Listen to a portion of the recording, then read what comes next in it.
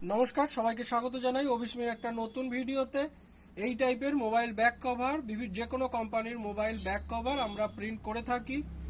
যদি আপনাদের এই টাইপের কভার করাতে হয় তাহলে আমাদের সাথে যোগাযোগ করে করাতে পারেন।